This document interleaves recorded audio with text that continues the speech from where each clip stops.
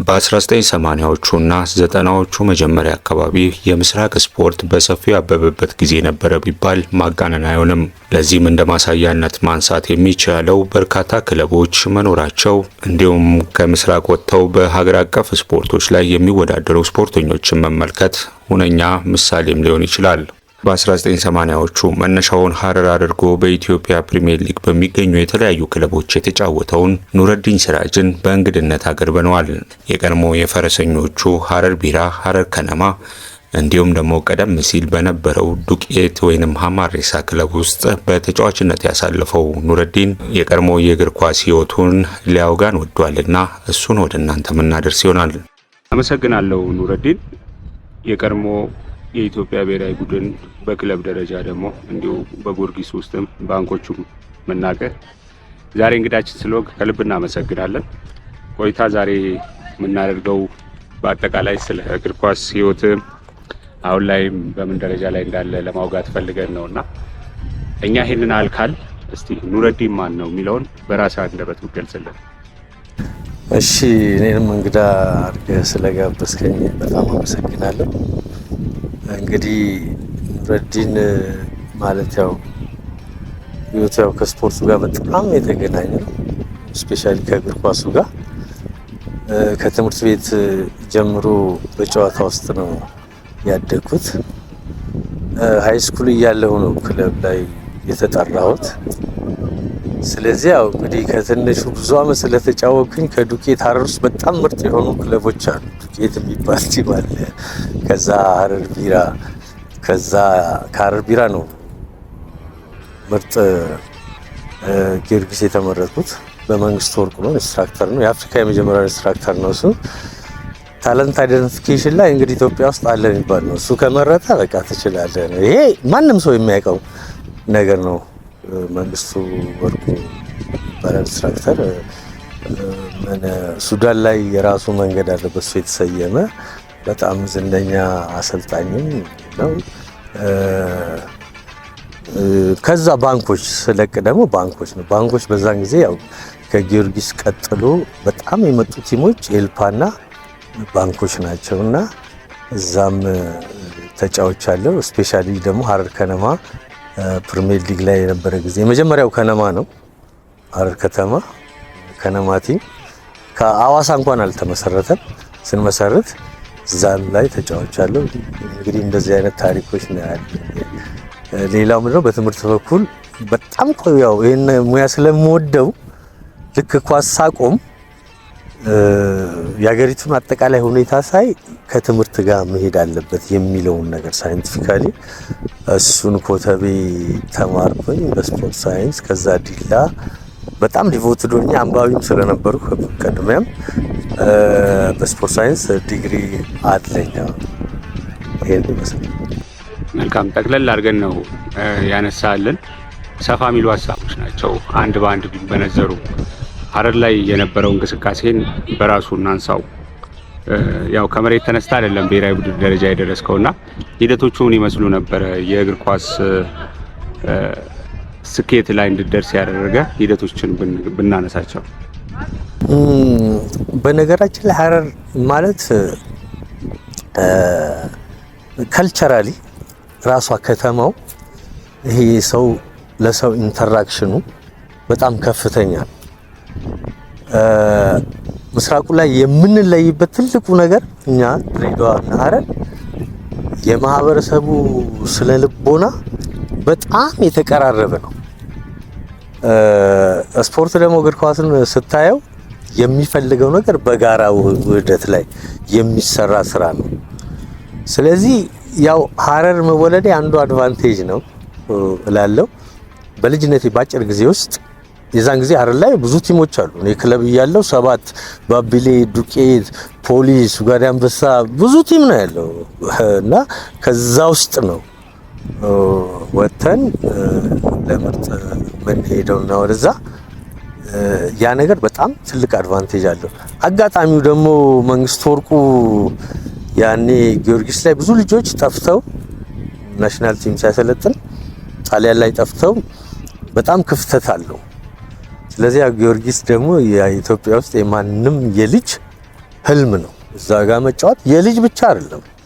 የመጨረሻ ተጫዋች ማንንም ብትጠይቅ እዚህ ተጫውቼ ነው የሚለው። ጊዮርጊስ ነው ምርጫው፣ ብዙ ታሪካዊ ክለብ ስለሆነ እና በልጅነቴ መንግስቱ ወርቁ ኮከብ ግብ አግቢ ነበርኩኝ። ብዙ አግብቻለሁ የዛን ጊዜ እና ጠራኝ።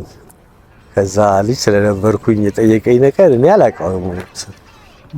የአባቴን ሰውነት እናት ምን አይነት ናቸው፣ ቁመታቸው፣ እዛ ስንት በሳምንት ስንቴ ነው የምትሰራው የሚለውም ይሄ ከፊዚዮሎጂ ጋር የተገናኘ ነገሮች ነበር የጠየቀኝና በቃ አንተ ምትነግስ ተጫዋች ነህ፣ ስኪልፉል ነህ ብሎ መረጠኝ። በክረምት ወደ ጊዮርጊስ ገባው ማለት ነው። የሚቀጥለው ዓመት ስንት ከፈሉ? ያኔ 600 ምናምን ብር ነው።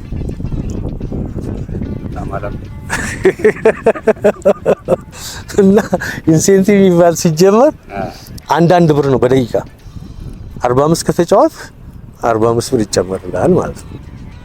ምንድነው ትልቁ ጥቅማችን ያኔ በሰው ሆቴል ገብተህ ግብዣ ምናምን የለም። አዳራሽ ስትሄድ አታውቀውም፣ ልብስ ሞልተውልህ ነው የሚሰጡ። ሜዳ በጣም ህዝብ አለ። በቃ ያ ፍቅር ይገርመኛል። እኔ ግን በጣም የተደነኩበት ነገር ሀረር ያው ኳስ ስትጫወት ወይ ስታገባ ገሌ ኑሬ እንደዚህ ያደረገች ምናምን የሚለው እዛ ህዝቡ ተገልብጦ ተደነገ። እኔ አዲስ ስለሆነ ደንግጫለሁ። እንደገና ደግሞ በትንሽ ባስ አለች ነው ስንሄድ ሱፍ ለብሶ ከስቴዲየም 3 ቁጥር ማዞሪያ ይሮጣል ተከትሎ። እንደነኝ ሰው ጤነኛ ልጆችን ስላቸው ይስቁብኛል። እና አዲስም ስለነበር በልጅነቴም ነው የገባሁትና ያ ፍቅር በቃ በጣም ነበር የሚደንቀኝና እንደዛ ነገር ያስቅ ነገር አለ። አዎ ሜዳ ውስጥ ደግሞ የቋሚ አሰላለፍ ለማግኘት የራሱ የሆነ ፍልሚያ ትንቅንቅ አለው። ጊዮርጊስ ቤት ደግሞ ፈታኝ መሰለኝ። እውነትህን ነው። አዲስ አበባ እንግዲህ አስብ ኢትዮጵያ ውስጥ አሉ ከሚባሉ በክለብ ልምድ በጣም የነጠሩ ተጫዋች ተመልምሎ የደጋፊ ማህበሩ አለ። ብዙ ደጋፊዎች አሉ። በፌዴሬሽን ውስጥ በእኛ ጊዜ ድጋፍ አለ። እውነቱን ለመናገር እግር ኳስ ፌዴሬሽኑ ራሱ ደጋፊ ነው ማለት ትችላለህ። በቃ የሚገዛ ስፖርት ስለሆነ እንግዲህ አስበኔ የተጫውበት ዘመን አሁን ገብረመድህን በሚጫወትበት ዘመን ሙሉጌታ ከበደ፣ ተስፋዬ ኡርጌቾ እና አዲስ የሚባሉ አሁን ዘሪሁን ሸንገታ ራሱ ዲፌንስ ነው አሁን አሰልጣኞች የምጠራቸው በእነሱ ዘመን ነው። ከአንድ ያሉት እንዴት ብዬ ልንገርህ እስከ ቤንች ያሉት ባይገርም በጎደለ ሁሉ እጫወታለሁ። ዲፌንስ ተጫውቻለሁ፣ ፉልባክ ተጫውቻለሁ፣ መሀል ተጫውቻለሁ፣ አጥቂ ተጫውቻለሁ። የዛው ሁሉ ችግር ነው። አንዴ ትዝ ይለኛል መንግስቱ ከቡና ይመስለኛል እየተጫወትን ሙሉጌታ ከበደ ወጣ እና በመንግስቱ ጊዜ አይደለም በአስራት ነው ፊቱ ላይ ነው ማሊያውን የጣለ። ያው ኖ ሙሉጌታ ማለት በጣም ደጋፊ ስሙማው ግን ገብቼ 2 ነው ያገባሁት። ከዛ ተቀወጠ። ሙሉጌታ ይወደኛል እውነቱን ለመናገር የሀረር ልጅ ይለያል። አብረን ነው በጣም እንትን ነው። ገብረመድህን ቱታ ሰጥቶኛል ስጫወት አይቶ ሜዳ ውስጥ አቁሙኝ ከኔ የመጣው ነው። እኔ ጨዋታውን አላቆማ እዚህ በቃ ምናምን ሳረግ ውጣ አለኝ መንግስቱ ከሩቅ ጠርቶ። እኛ እዚህ በቃ ማታለል ነው እኛ ጋር ይች ነን እና ቢሳረገው ና አለኝ። ናቅጭ ብለህ ተመልከት እንዴት እንደሚጫወቱ አለኝ። ደብረ ዘይት ሜዳ ነው ማክሰኞና ሐሙስ ጌም የምናደርገው እዛ ነው። በጣም ጃይንት ነው መንግስቱ ወርቁ ማለት ትንሽ ነገር ነው የሚነግርህ። በጣም ጃይንት ያለው እውቀት እንዴት ብዬ ልንገርህ። ከዛ አለኝ አየሁ ሳይ ኳስ መስመር ላይ የሆነ መሃል ሜዳ ላይ የተወሰኑ ሰዎች ካልሆነ ኳሱ አንድ ነው የሚዞረው። እዚህ ለመርኩት ሌላ ነው። ደግሞ በግል አሰርቶኝ ነው ያስገባኝ። የሱ ስራ ደግሞ በቃ እንዴት ብዬ ልንገርህ ስፖርት ሲኩዌንስ አለው። በቃ ሲኩዌንስ አለው። እኔ አሁን ሳልማር ከተማርኩ በኋላ የተረዳሁት ኢንዱራንስ የትንፋሽ መጀመሪያ መሰራት አለበት ምንም ሳታይ ሜዳ። ከዛ ስትሬንግዝ ልክ ትንፋሽ ስታካብት የጥንካሬ ስራ ትጨምርበታለህ። ልክ ጥንካሬ ጥሩ ሲመጣ ፍሌክሲቢሊቲ፣ አጂሊቲ፣ የመተጣጠፍ ከዛ ስፒድ፣ እነኚህ ነገሮች ካልተሟሉ ዋጋ የለውም። ይሄን አሰልጣኝ በጣም ጥቂቶች ናቸው የሚያውቁት እና እኔም ፕራክቲካሊ ያየሁበት ራሴንም ስጫወት የገመገምኩበት ስለሆነ የሚገርም ችሎታውን በዛ ነው። እየቆየ የምታደንቃቸው ሰዎች አሉ በጣም የገባቸው ሳይንሱን ደግሞ ተምሬ ሳውቅ። በነገራችን ላይ ሳይንሱን በማዕረግ ተመራቂ ነኝ፣ ተሸላሚ ነኝ፣ በጣም አንባቢ ነኝ። ብዙም ለመጽሐፍ ለማንበብ ችግር የለብኝም በፊትም እየተጫወቱ። ስለዚህ እሱ እንደዛ በትግል ውስጥ ከጊዮርጊስ ሊወጣ የሚያሰብኩት ያው ቋሚ ብዙ ችግር ይመጣባል። ገባ አስራት መጣ። አስራት ላይ በቃ እጫወታለሁ ብያለሁ ማለት አሁን ልምዱ አለ። እየተቀየርኩ እየገባው ጥሩ ነገሮች ሰራለሁ። ኤልፓ ላይ አገባለሁ ብዙ ነገር። ከዛ የአስራት ኃይሌ ደግሞ የሚገርምህ አዋሳ ስንሄድ ትሬኒንጉ በጣም ከባድ ነው። እኔ ልጅ ነኝ። ታቦር ተራራ እዚህ ላይ ሜዲሲን ቦል አሸዋ ተሸክመ እንዴ ነው የምትወጣው? ማታ ተኝቼ ጠዋት ለመንቃት ሐሳቡ እንቅልፍ በቃ ጠፋ። ከዛ ጠዋት ተነሳውና ያረ ልጅ አይደለም ምን ያጋ እንትን የለንም እኮ ሄድኩና ጋሼ እኔ መልቀቅ ፈልጋለሁ አልኩት። ሳቀና ምክንያቱም ብዙ ተጫዋቾች አምጥቷል ከሌላ ከመንግስቱ በኋላ የራሱንም ልጆች ይዘው መጥቷልና በጣም ጥሩ ልጆች አሉ እና እንበዛለን። እዛ ሄድ ነው ሙሉ ቲሙን አይደል ወደ 30 ነው 25 ቲም የፈለገው ወደ 30 ሄደናል። 5 እንደውም ትርፎች አሉ። ስለዚህ ደስ ያለው ይመስለኛል። ያኔ ልጅም ስለሆንኩኝ ሳይኝም ምን አለኝ አሁን ልቀንስ አልችልም ማለት ኮሚቴዎች አሉ እዛ ክረምቱን ትሰራለህ ከዛ ስንሄድ አስተካክልልሃለሁ አለኝ። ግን ከቢኔ የመጣኸው አለኝ። አይደለም አልኩት። መንግስቱ ነው የመረጠኸው? ከየት ነው የመጣው? ከሐረር። አይ እኔም እኮ ባለቤቴ ድሬዳዋ ነች፣ እኔም ሐረር ነው የተጫወኩት። ያረጆች ጣጣ የላችሁም ምናምን አለ። ያው ግን በጣም ጭንቀት ውስጥ እንዳለና ብዙ ልጆች እንዳሉ ስለማቅ እሺ አለኝ። ተጀመረ ትሬኒንጉን ስፈልግ ስራ አለኝ። የከሰዓቱን ደስ አለኝ እኔ ምክንያቱም ጉልበቴ ተብረክርኮ ልጅ ነኝ የሚሰሩት። በዛ ላይ ነባሮቹ መጣው እነ መንግስቱ እነ የሉም ነባሮቹ ቆይተው ነው የሚመጡት እነ ብርጌታ ከበደ። ከዛ ትሬኒንግ ያንን ሰሩና ወደ ጌም ኮሌጅ ሜዳ ነው አሳም ሰራው። ብዙ ጉዳት ገጠሙ። እኔ ከውጭ ኳስ አቀባይ ነኝ። የተወሰነ የጋራ ሲሆን ሰራለሁ። ልክ አንድ ቀን ተጎርቶ ቤስት 11 ሁለቱ ከ22ቱም ጎደላ ተመታና ግማሽ ላይ እናንተ አረልኝ ተባልኩኝ። ያው እኔ ኳስ እያረኩ ነው እሺ ብዬ ከኔ አጥቂ ከቤንቹ ወደ ዋናው አስገባና እኔ ቤንች አጥቂ ላይ ነው አጥቂ ላይ ነበር የተጎዳው ልጅ። እሺ ብዬ ገባሁ። ከዛ 5 ደቂቃ አይሞላም 3 ጎል አገባሁ። በዛ ላይ የቀለድኩባቸው አረርጌ ስኪል ምናምን ችግር የለብንም። ወደ 8-9 አረርጌ ልጆች ናቸው ጊዮርጊስ ውስጥ ያለነው የዛን ጊዜ ራሱ ድሬዳዋና ሐረር ነው። ናውጣ አለኝ። ሁለተኛ እኔ ነው የምሸውደው ትሬኒንግን የጠዋቱንም የከሰዓቱንም ትሰራታለህ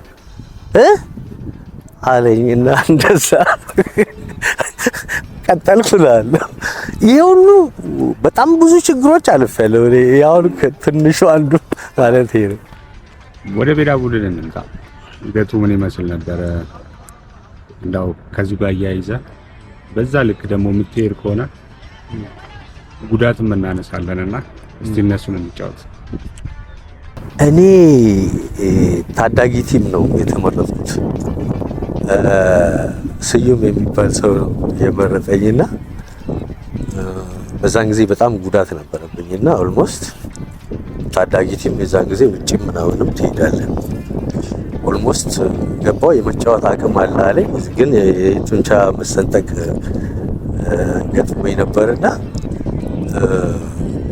በጉዳት እንደዛ አልተጫወትኩም ግን ያው የመጫወት እድሉ ይኖራል እንደገና ደግሞ ወደፊት የመጫወቱ መንግስቱም ስላለ ምንም መንግስቱ መረጣ ማለት እንዴ ናሽናል ቲም እሱ እኮ ነው እሱ ተቆመ ማለት በቃ ምንም ደግሞ ቀላልም ነው እኔ ስጫወተው ለምን ለኔ እንደተጠቀመ ታውቃለህ ያለር ከርቸል ሰው አንፈራም የራሳችንን ነፃነት አለ እንዲህ አካብደነው እናየው ነገር የለም መንግስቱን አሁን ሙልጌታ ከበደ ሮጦ ነው ነገብረመድን የሚሄዱት እሱ ሲመጣ እኛ እንደዛ አይደለም አናውቀውማ እንደውም ጋሽ እያለን ቀርበው አወራሉ አንተ ያረር ይለኛል በጣም ቦንዲንግ አለን ያ ይሄ ያረር ከልቸር ከሰዎች ጋር ቶሎ እንትን ማለቱና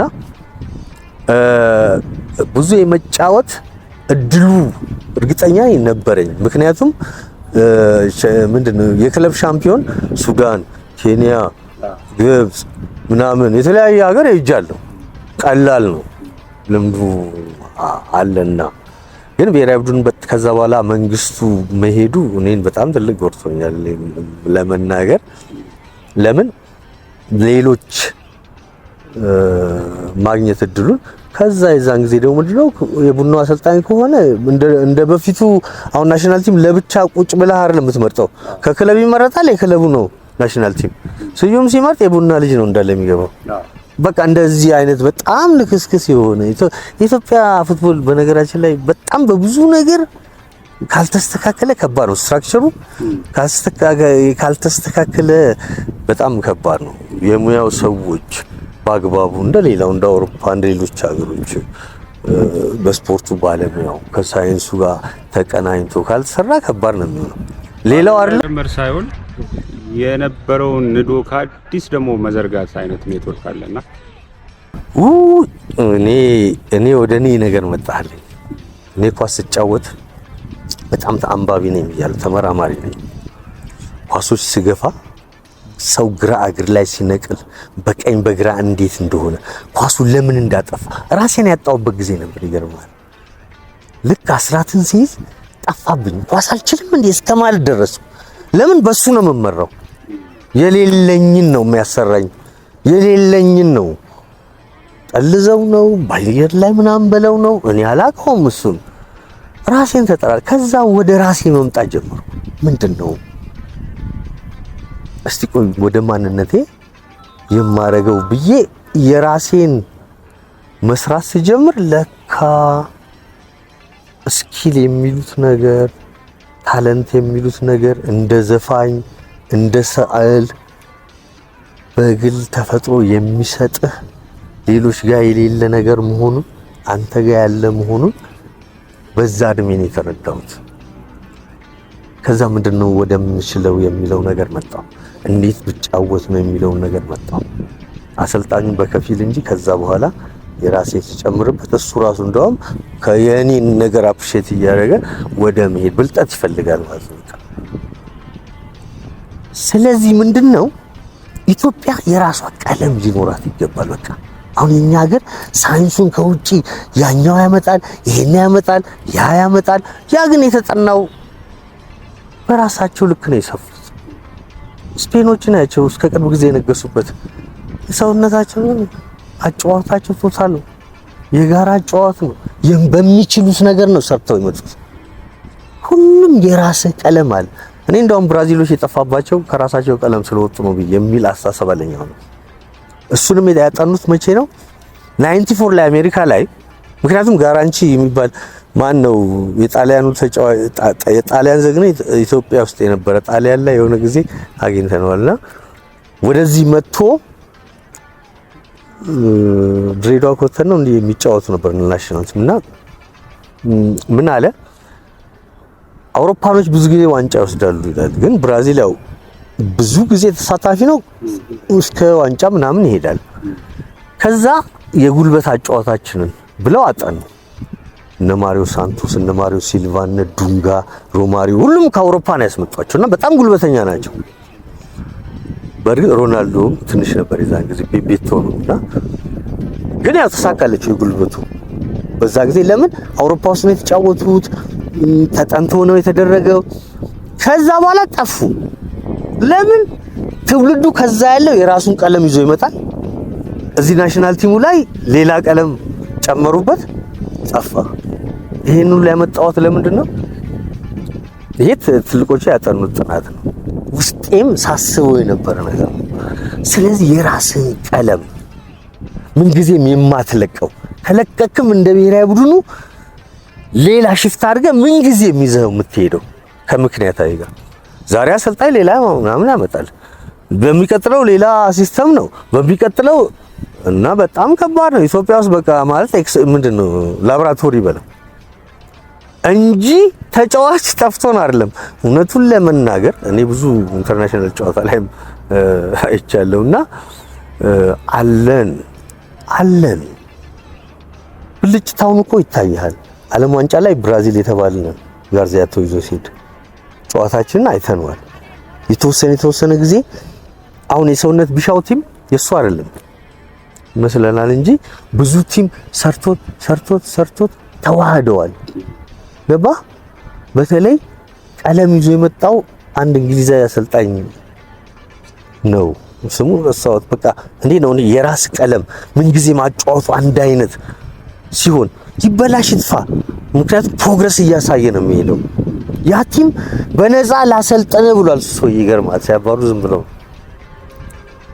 ያጠቃል፣ ግብ ላይ ይደርሳል። ምን ጊዜ ወጥ ነው ቲሙ። የመረጣቸው ልጆች አዳዲስ ልጆች ሁሉ መጥተዋል። በቃ የኛን ቀለም ይዞ የሚሄድ። ስለዚህ ምን ጊዜም አንድ ብሔራዊ ቡድን ስለ ጀርመን ስታስብ ወደ 20 ዓመት ወደ ምናምን ያንን ቀለም ይዘው ነው የሚሄዱት። የአንድ ሀገር ቲም ያንን ቀለም ነው። ለምን አሰልጣኝ አይቀየር? ያንን ቀለም አይለቅም። የኛ ግን ገና በጣም ክለብ ስትራክቸሩ እኔ 85-6 ውስጥ እኔ እዛ ተጫዋች ነኝ። እንግዲህ አስብ፣ ቀላል አይደለም። ሱዳን ስንሄድ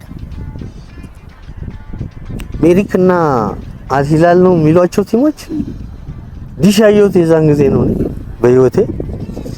ሆቴል የለም፣ እኛ ጋር ነው ሆቴል። መኪና አላቸው፣ የራሳቸው ስትራክቸር አላቸው፣ ደጋፊ ማህበር አላቸው፣ ሀብት አላቸው። እኛ ጋር 99 ነገሩ መንግስት ላይ እንዴ ኳሱ እኮ 10 ዓመት 15 ዓመት አቅደው ቢዝነስ ማድረግ ለግለሰቦች መስጠት። ያን ነገር መንግስት ደግፈ የሆነ ነገር አድርሰ ያለም ስትራክቸር ወደ ቢዝነስ አይደለም። ሱዳኖች የዛን ጊዜ ጀምሮት አሁንም ሀብታም ናቸው። ሀረር ቢራ ሞክሮት ነበር አይደል? አዎ አሁን እሱ ደግሞ ከአንድ ዛሬ ጎዳን ከማባር ነው። ሀረር ላይ በጣም ትልቅ ስህተት ይሰራበት ጊዜ የሀረር ቢራ እኔ በጣም አዝናለሁ። ለምን ሀረር ነው ያፈራኝ። ለሀረር ያለኝ ፍቅር ትልቅ ነው። እዚህ አይደለም እዛ ሀረሮች ስንባል ያለን ፍቅር እንዴት ብዬ ልግለጽልህ? ብራዚሎች ነው የምንባለው በእውነት ቢዎች የኔን ካልሲ ለማጠብ ብዙ ሰው ይረባረባል። እውነቴን ነው፣ ለእንትን አይደለም። የኛ ሀገር ፍቅር አለው። የኛ ሀገር ትልቁ ችግር ደግሞ ባለበት ሀገር አትከበርም። ምንም ትኖራል። እዚህ ድሬዳዋ በጣም ትከበራለህ። እና ሀረር ቢራ ምን ሆነ?